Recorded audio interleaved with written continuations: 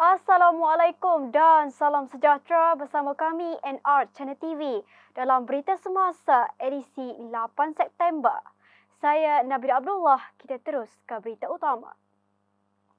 Ketua Pesuruhjaya Suruhanjaya Pencegahan Rasuah Malaysia, Tan Sri Azam Baki berkata beliau menyerahkan kepada pegawai penyiasat SPRM untuk menyiasat lanjut kes pecah amanah, rasuah dan pengubahan wang haram yang berkaitan dengan dana Yayasan Akal Budi. Pada Isnin lepas, Mahkamah Tinggi memutuskan untuk melepas tanpa membebaskan Timbalan Perdana Menteri Datuk Seri Dr. Ahmad Zahid Hamidi daripada semua 47 pertuduhan pecah amanah, rasuah dan pengubahan wang haram membabitkan dana Yayasan Akal Budi. Hakim Datuk Colin Lawrence Sekuarah membuat keputusan itu selepas mendengar 11 alasan yang dikemukakan oleh Timbalan Pendakwa Raya Datuk Muhammad Dusuki Mokhtar untuk menghentikan prosiding kes berkenaan. Semalam, Jabatan Peguam Negara AGC memaklumkan permohonan pihak pendakwaan untuk melepas tanpa membebaskan Ahmad Zahid daripada semua 47 pertuduhan dibuat berdasarkan alasan dikemukakan dan diterima oleh mahkamah. Hakim Sekuarah yang membuat keputusan tersebut menyatakan alasan yang dikemukakan oleh pihak pendakwaan adalah kukuh.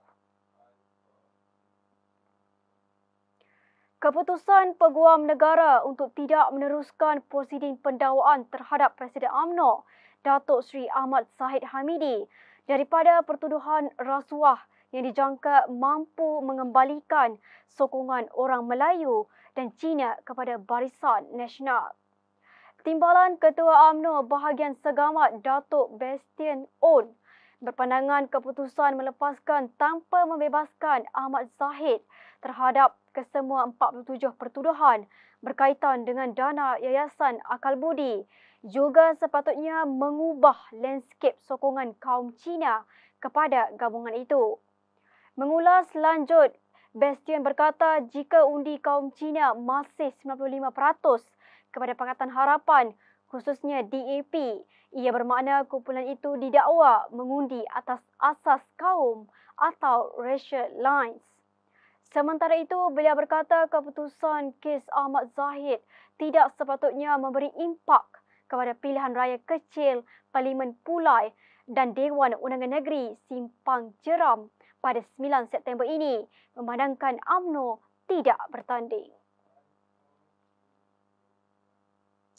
DAP tetap kekal teguh dan tidak akan menarik sokongan terhadap kerajaan perpaduan susulan keputusan mahkamah untuk melepaskan tanpa membebaskan Timbalan Perdana Menteri Datuk Seri Dr. Ahmad Zahid Hamidi daripada semua 47 pertuduhan dihadapinya, kata Naib Pengerusi parti itu, Nga Kormeng.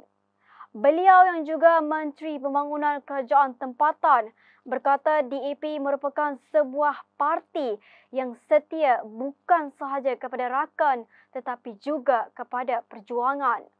Sementara itu, Nga berkata Presiden Muda Syed Saddiq Syed Abdul Rahman sewajarnya bertemu dan berbincang dengan pucuk pimpinan Kerajaan Perpaduan sekiranya tidak berpuas hati dengan keputusan mahkamah berhubung Ahmad Zahid.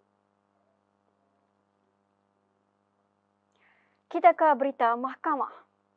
Keputusan Mahkamah Tinggi Kuala Lumpur melepaskan tanpa membebaskan Datuk Seri Ahmad Zahid Hamidi daripada pertuduhan rasuah tiada kaitan dengan kuasa eksekutif Perdana Menteri Datuk Seri Anwar Ibrahim.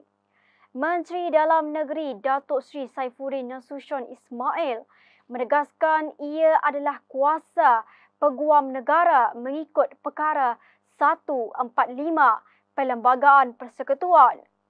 Perkara 145 antara menyatakan Peguam Negara hendaklah mempunyai kuasa yang boleh dijalankan menurut budi bicaranya untuk memulakan, menjalankan atau memberhentikan apa-apa prosiding bagi sesuatu kesalahan.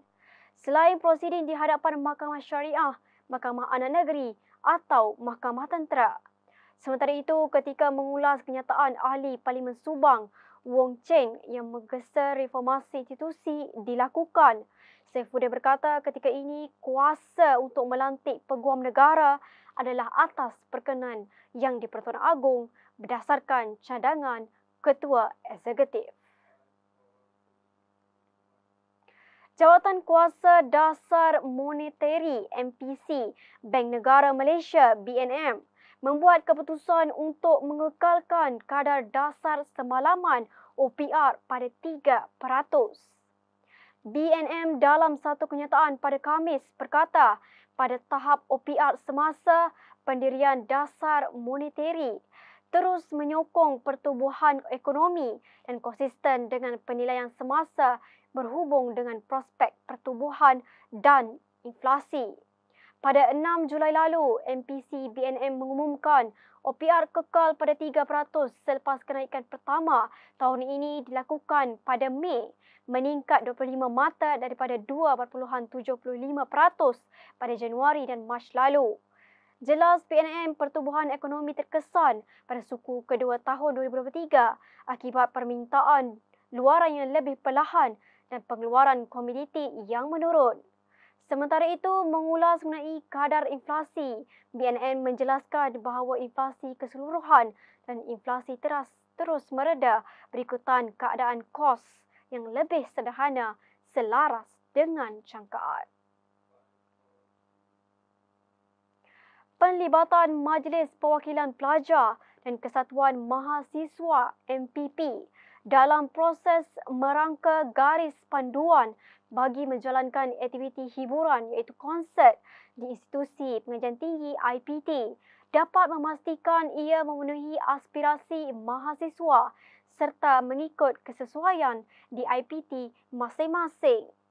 Yang di-Pertua MPP Universiti Malaysia Kelantan, Muhammad Farid Zainal berkata barisan MPP UMK menyambut baik keputusan Kementerian Pendidikan Tinggi memberikan autonomi kepada mahasiswa dan pihak universiti bagi merangka bersama garis panduan tersebut, sekaligus membuka lebih ruang dan pendedahan kepada mahasiswa untuk belajar memimpin dan mengawal situasi. Susulan itu, Muhammad Farid berkata pihaknya dan pejabat timbalan Naib Chancellor Hal Ehwal Pelajar dan Alumni TNC HEPA telah bersepakat dan bercadang agar universiti itu merangka garis panduan berdasarkan enakmen kawalan hiburan dan tempat-tempat hiburan 1998 Negeri Kelantan dan draft garis panduan yang diberikan KPT bagi menjalankan sebarang aktiviti hiburan melibatkan mahasiswa.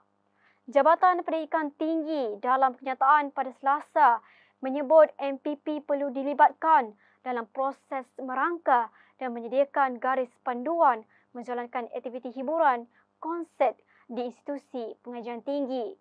Menurut JPT, arahan kepada semua pengurusan IPT di bawah KPT itu dibuat bagi memastikan suara dan keperluan mahasiswa serta kesesuaian di setiap IPT dan lokaliti diambil kira sebelum ia diguna pakai secara rasmi di peringkat IPT masing-masing. Arahan terbabit adalah selaras pengumuman Menteri Pendidikan Tinggi Datuk Seri Muhammad Khalid Nordin baru-baru ini supaya garis panduan menjalankan aktiviti hiburan di IPT perlu dirangka dan disediakan oleh IPT melalui pembabitan MPP. Dengan itu, sekian NR Semasa. Teruskan kesihatan anda bersama kami. Assalamualaikum dan selamat malam.